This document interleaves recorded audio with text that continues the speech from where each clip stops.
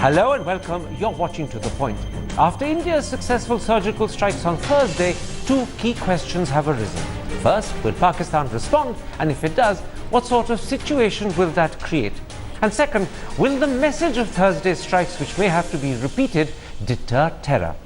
My guests are two former foreign secretaries, Krishnan Srinivasan, who joins us from Calcutta, and Kamal Sibal from New Delhi. I'm also joined by the former Corps Commander of 15th Corps, Lieutenant General Syed Atta Hasnain, and former Army Chief, who earlier also was Corps Commander 15th Corps, General Bikram Singh. General Singh, a report in today's Economic Times says that before yesterday's cross-border anti-terror strikes happened, there was an earlier attempt to strike across the border, which, and I'm quoting the paper, didn't achieve the desired results. Now, if that's true, this means that yesterday's attempts were the second post-Uri attempt. The first was not successful. As a former Army Chief and a former Corps Commander 15th Corps, how do you respond to this report? Karan, there have been always attempts by the terrorists from across to get into our area, especially from the area of 15 Corps and 16 Corps.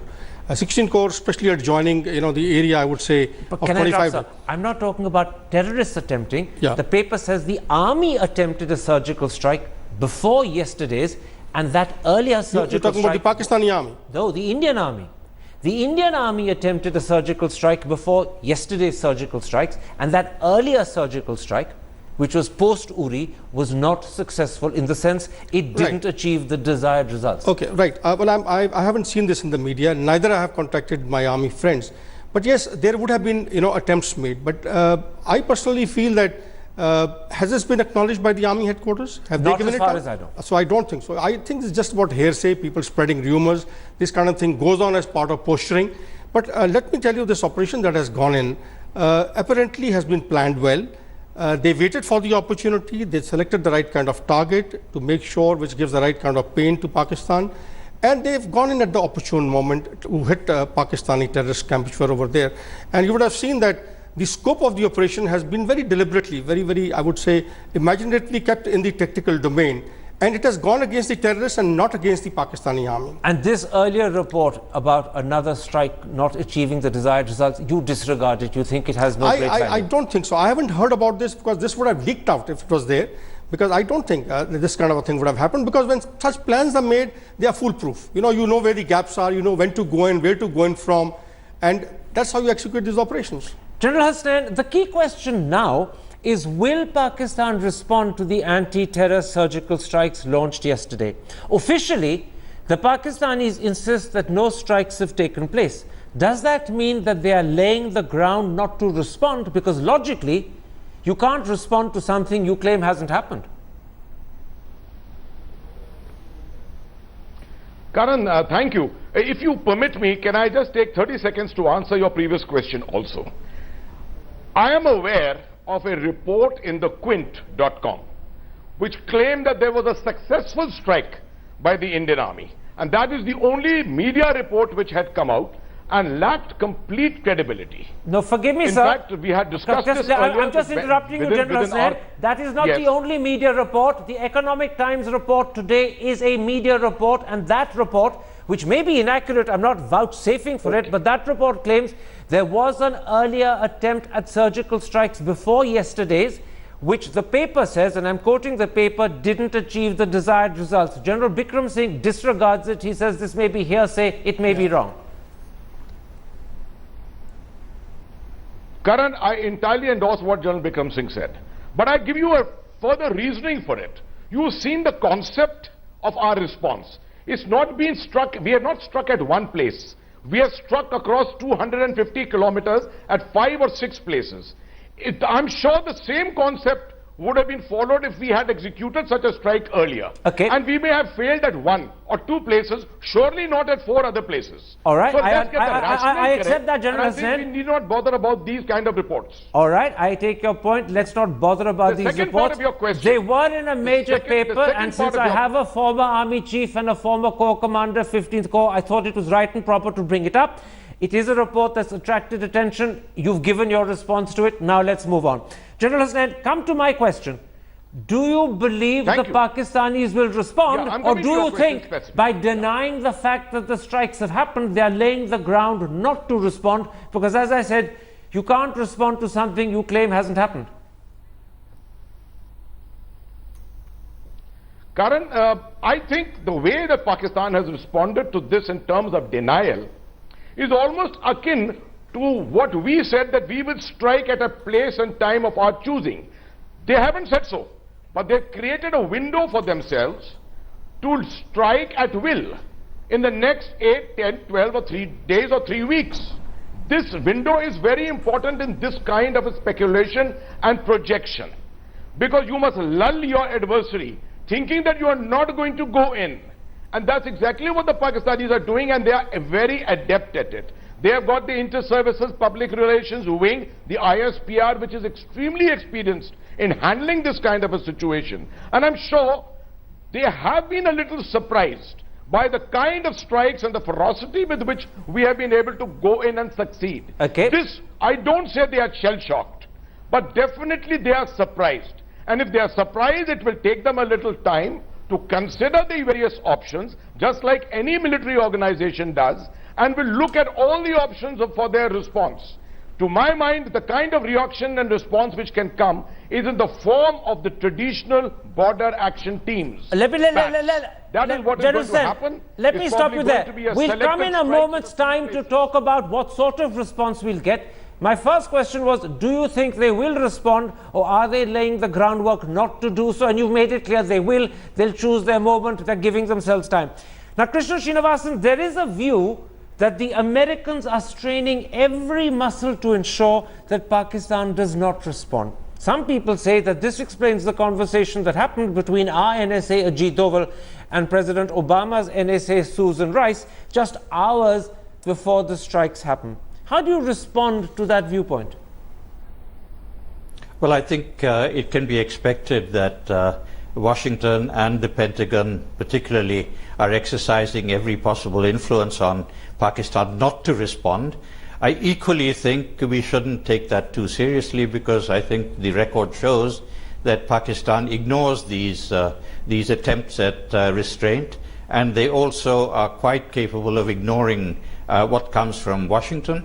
And I think we should be entirely prepared to meet some kind of response from Pakistan, whether it's from the non-state actors or from the regular army. I think, therefore, that yes, there would be great pressure from Pakistan, but no, I think it will have no effect at all. Kamal Sibal, another factor that is cited to suggest that Pakistan may not respond is the fact that not a single country has criticized India for the surgical strikes, and that includes China and Saudi Arabia, who are traditional Pakistani allies. In fact, the United States National Security Agency has issued a statement which contains the following critical sentence, I'm quoting: highlighting the danger that cross-border terrorism poses to the region, Ambassador Rice reiterated our, meaning America's, expectation that Pakistan take effective action to combat and delegitimize United Nations designated terrorist individuals and entities, including the Lashkar-e-Taiba, Jaish-e-Mohammed and their affiliates. Does the absence of international support for Pakistan suggest that in fact Pakistan may be restrained in what it does, or is that unlikely? See, there are two things. One, that they have painted themselves into a bit of a corner by saying that there were no surgical strikes, there was only the normal cross-border firing, and that we responded and things like that. Which means that if they undertake a strike, it would be seen as escalation, and that will put them in even a more false position. Number two, we played our cards very well by saying that this was a counter-terrorism operation and was not directed at the Pakistan military. So that has earned us some diplomatic points, because the world will find it very difficult to condemn an anti-terrorist or a counter-terrorist operation, because there is willingness now increasingly in the international community to put their efforts together and in a combined manner deal with this problem. Thirdly, of course, Pakistan's conduct has been quite irrational in the past, and it's possible that they may still surprise us and may be willing to bear the odium of escalation and condemnation. In this context, what you read out just now, what was ascribed to Susan Rice, is very important. And the Americans are continuing to put pressure on Pakistan to deal with the LET and Jaish-e-Mohammed and other terrorist groups operating on their soil, including Haqqani group. So this message, actually, Pakistan should look at carefully, because there is clearly a window that is being given to India to do something with regard to counter-terrorism without pressure from Washington. This is a significant change in their position, as I see. General Bikram Singh, if I understand the answers we've heard correctly, both General Hasnain and Krishna Srinivasan expect a retaliation. Kamal Sibal is not so sure. You're a man who's commanded 15th Corps. You're a man who's commanded the Indian Army. Obviously, the sensible thing would be to be prepared for retaliation. Absolutely. What sort of retaliation would you anticipate? You see, Karan, the very fact that we chose our objectives very intelligently, we kept them along the line of control, these objectives. In other words, we have also brought out, as I said earlier, and other panelists have also brought out, that we went in essentially for the terrorist camps. In other words, our intent was very clear. We were targeted at Uri, at Pathankot. We have gone back, we have targeted the resource of the Pakistani military, not the Pakistani military, number one. Therefore, legitimize, I personally feel they don't have a legitimate reason to come and attack us, their army. But then one thing I want to bring out, what you see today, a cascading effect of the build-up on our side and other side, is essentially because of the fact that this is for the first time that the Indian military has taken an action which is supported by the political will. The political will was demonstrated the day this operation happened. That I understand, but what sort of I'll come into that. When I come into that, so when you talk of the Pakistani options, the way we have gone about talking about it, and thereafter our information operations after that, will compel Pakistani military to remain within the framework of the tactical arena. Which means, spell that out. Line of control. I do not think they will go beyond line of control for any operations. And these operations in the past have taken place. We've been hitting them, they've been hitting us. These border action teams which have come about, they will do that. But more importantly, I feel they are going to actually unleash their strategic assets, Lashkar-e-Toiba and Jaish-e-Mohammed, to bleed us. So they may not be doing this to the extent of going beyond the line of control. But if something does happen beyond the line of control on the IB, it may be by the terrorists. Let me put this to you.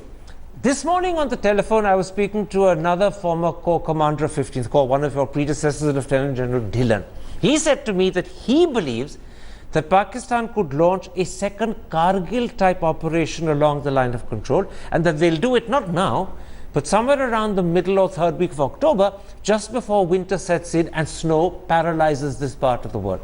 That, he says, is what we should be anticipating and preparing for. How do you respond to that? I respect General Dhillon's assessment. He was my co-commander when I was the battalion commander. But times have changed. When he was the co-commander, let me tell you, after Kargil, we have plugged all the loopholes. We have plans in place. Earlier posts which were vacated during winter, some of them are not being vacated, which are vital, which are critical. So I do not think there is any such vulnerability of ours which can be exploited. But yes, what is going to be done is by terrorists. They may come in through maybe the coastline, through our IB, through our eastern borders to do something in our heartland. General Hasnain, let me put this to you. Some people say that retaliation by the Pakistanis in Kashmir may be difficult, A, because the Indian army is prepared and alert, and B, because that might be so obvious a thing to do that they'll avoid it. But there are more vulnerable soft targets that they can find, particularly if they choose to go down the LET and Jaish route, in places like Kabul, Jalalabad and Herat, where our diplomats have been targeted in the past and may be easier to target. Do you suspect that those vulnerabilities will be first exploited before they set their eyes and targets on something in Kashmir? Karan, of course, there is a whole range of options. This is hybrid warfare, as I always keep saying, and the spectrum is very wide. You have many verticals to choose. Kabul, Herat can always be done, but it is the implication, the message. In this kind of warfare, what is very important is the message attached to the action and operation which you undertake. And I don't think that will be achieved by doing something in Afghanistan. What General Bikram spoke about doing it in the hinterland of outside Jammu and Kashmir, that is a greater possibility and it will have a greater effect. But at the end of the day, if you ask me, and say that just because 15 Corps, 16 Corps or the whole of Northern Command is alert and nothing can happen on the line of control, there are no objectives for the Pakistan Army, I think that is not correct. Because you must remember that any army, as much prepared as you may be, there will be a point of vulnerability. And the Pakistan Army is professional, they are looking at it. They have got the strategic asset, that's the term General Bikram used, the strategic assets of the Lashkar-e-Toiba and the Jaish-e-Mohammed. They are not going to use their own troops, but the border action teams are a mix where leadership is by the regulars and the foot soldiers are normally those from the terrorist groups. And they can always find suitable objectives. No one is going to attack a post, a huge big post, and sustain casualties. They are going to be smart. They're going to be looking at isolated, vulnerable posts which are not in mutual support, or they're going to be targeting your patrols and your logistic parties, which, as you know, at this time of the year, are increasingly moving all along the line of control. So that is the kind of vulnerability which is there, and I think we should not deny ourselves that, and we should make ourselves as strong as possible. Krishna Srinivasan, let me point something else out to you. General Raheel Sharif, the Pakistani Army Chief, is now some 6 or 7 weeks away from retirement. So far in his country, he's won a lot of praise for being a tough general who's successfully taken on the Tehreek-e-Taliban. But now, there is an opinion gaining ground in Pakistan that if he doesn't respond to the surgical strikes, that image could be damaged. And clearly, since that's his legacy, he won't want that. Is that another reason why Pakistan is bound to retaliate, and possibly retaliate hard, so that he goes out looking as tough as he wants to be? Well, I wouldn't necessarily talk about the army chief's impending retirement in Pakistan. I think more importantly, Pakistan being the kind of state it is, we must surely expect some kind of response. And I think it's very likely that the response will be a fairly major one. And I think that it might be far from the line of control, certainly. It could be in any metropolitan area. It could be certainly by the groups that we are well aware of who have indulged in terrorist attacks on India before. And I think that it is really now for our intelligence services particularly to keep a very close eye on the situation in Pakistan.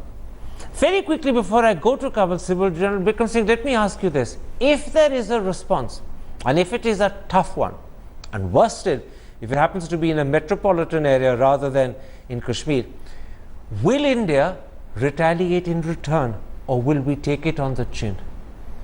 Look, I think the political will has been demonstrated after Uri. And if you are referring to an incident again by the terrorists from Pakistan in one of the metros in our country, well, that is an act of war. And I suppose it is going to invite an equal amount of, force being used. Maybe it will go beyond the line of control in that case. I do not think it will remain confined to the line of control. I deliberately waited, Kabul Civil, before I came to you to get General Bikram Singh's answer, and what General Bikram Singh has made clear is that if Pakistan responds, India will respond too. Now, if you judge from the conversation we're having, do you get the feeling that it's only a matter of time before the two countries climb up the escalatory ladder? And my question is, do they know when to get off and how to get off? Or once you start climbing that ladder, are you inexorably hurtling towards war?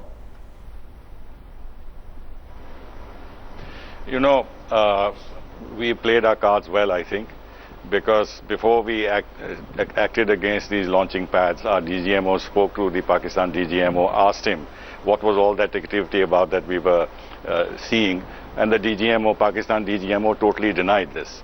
So when these people reached the launching pads, we hit them, and we have defined it as a counter-terrorism operation. Now if Pakistan decides to hit our metros or take action in Islamabad, in Kabul or Herat or anywhere else in Afghanistan, they will really be climbing up the escalatory ladder, and there would be no justification for this in international eyes. But what they have to factor in is that there is now a new kind of determination on India's part. We have actually got rid of the inhibition that we had imposed on ourselves in not crossing the line of control, no matter what the provocation for Pakistan.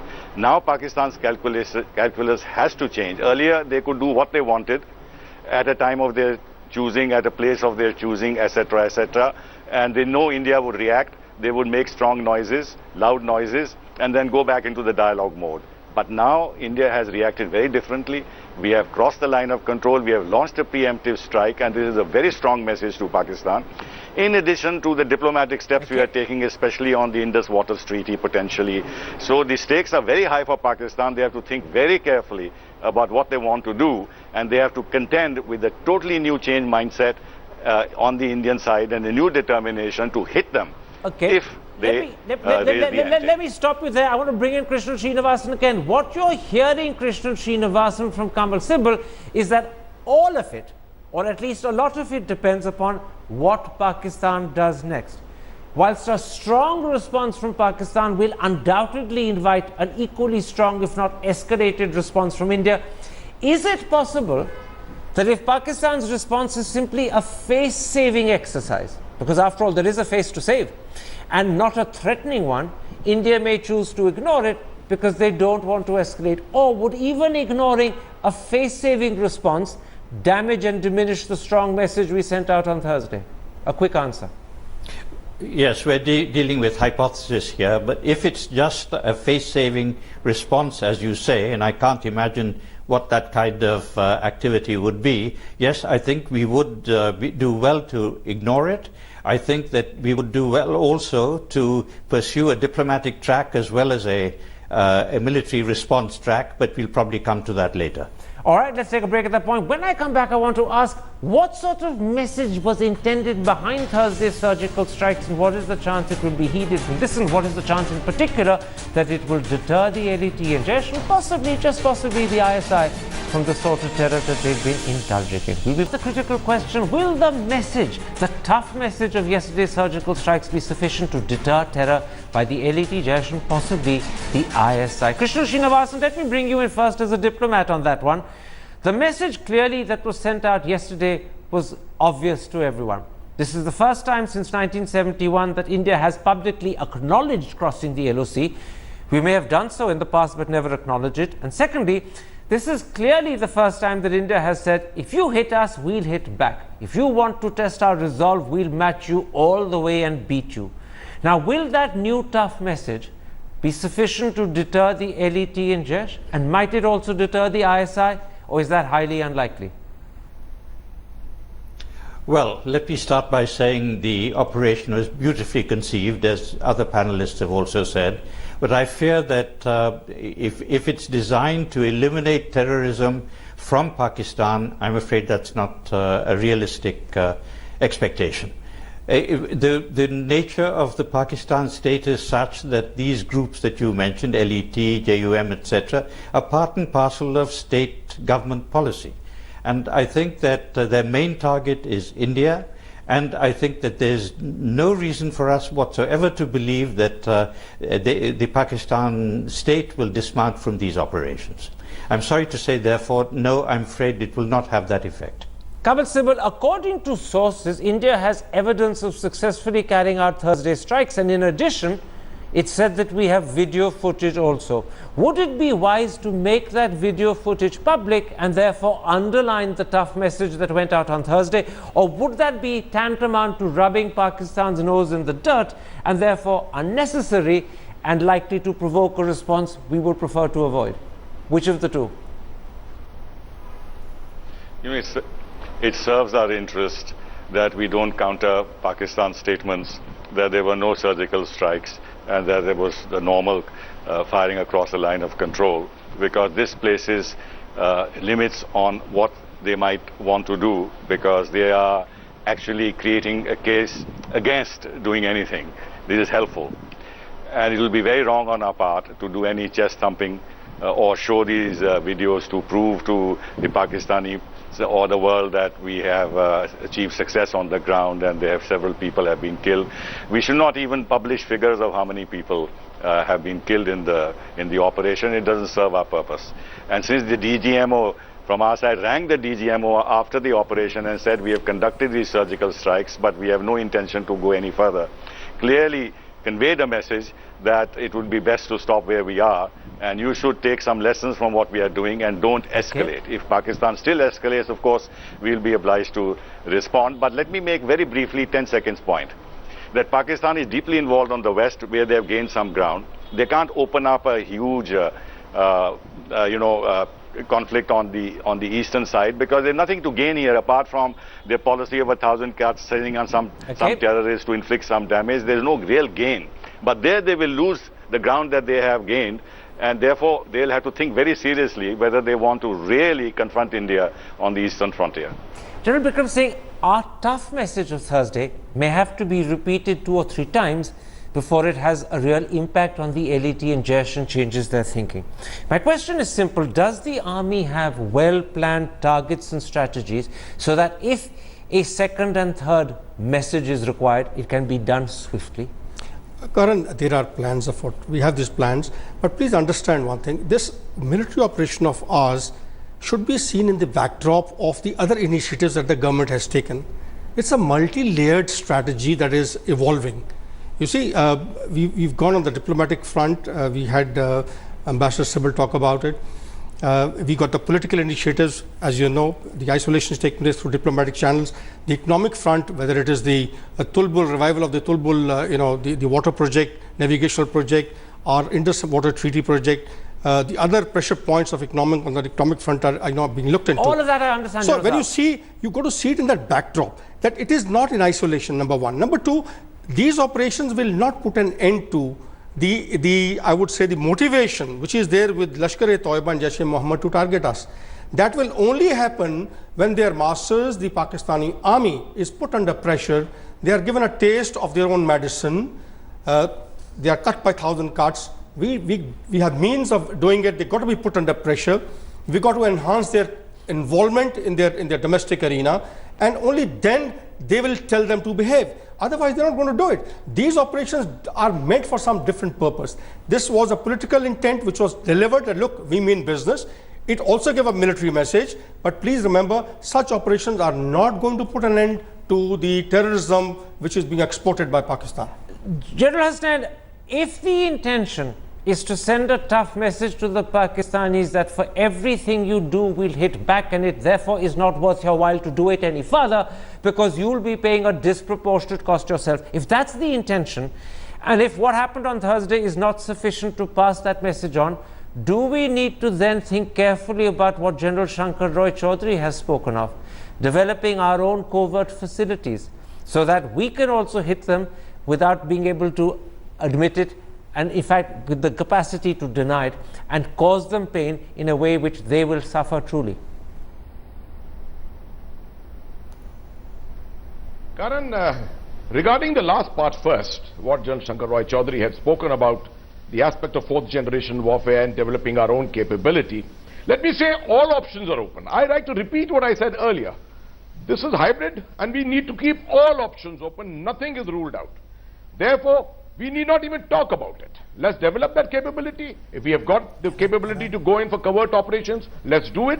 If we have to do psychological warfare by reaching out into Balochistan and places like that, let's do it. There is no limits on us. Once the entire thing has gone up in the air now and we have crossed the line of control, I don't think there are any limits on this. But having said that, let me say that what we did on Thursday was tactical.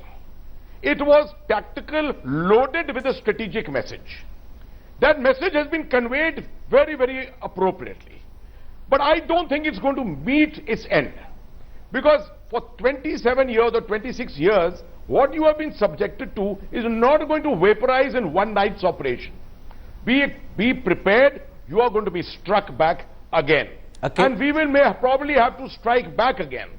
What I still believe is that Raheel Sharif, and putting myself in the shoes of General Raheel Sharif, he will wish to keep it tactical. He will not want to take it into the next level or the next spiral of activity, and will wish to keep it tactical primarily for a face-saving measure while all other assets are placed in place to strike in other locations. That's clear, General is Hasnain. possible. I can see General Bikram Singh wanting to come in quickly. I've got barely 40 seconds. Go ahead, sir. Right. You know, I personally feel, Karan, that we should learn from the folly of Pakistan. They created, terrorists for supporting the operations, anti-Soviet operations in Afghanistan. They created this resource to fight us in J&K. And it's fighting them And instead. it is creating problems for them. So let us not create our own asymmetric capability. If it has got to be done, it has to be done across the line of control into Pakistan. We don't create our own capability. So we in have to other words, you're saying General Shankar Roy Chaudhary's suggestion is not the advice to follow? No, I'm sorry. He's a senior chief. I respect his point of view, but I'm just putting across my point of view based on what Pakistan is suffering today. Absolutely. Don't create a Frankenstein's monster. Don't. It's a double-edged sword. It'll bleed you as well. Don't do it. It becomes law unto itself. It attains a stature which is going to bother, it is going to question the rule of law and state authority in times to come. Don't do that. In other words, whatever tough message you need to send, the army can do it for you. That's along the border line of control, if required along the IB, if there's a political will, but otherwise there are other means to put pressure and coerce Pakistan to become a responsible state, a responsible neighbor of ours. All right, that's a very clear message from a former army chief, and let's hope the government is listening to your advice. I think there are many who would agree with you that covert means may be sensible at times, but not now, because after the Pakistan experience, don't create a Frankenstein's monster that could end up harming you as much as it does your enemy. My thanks to you for coming to studio. My thanks also to my other guests for joining us, and if you have been, thanks for watching. Goodbye. Good night.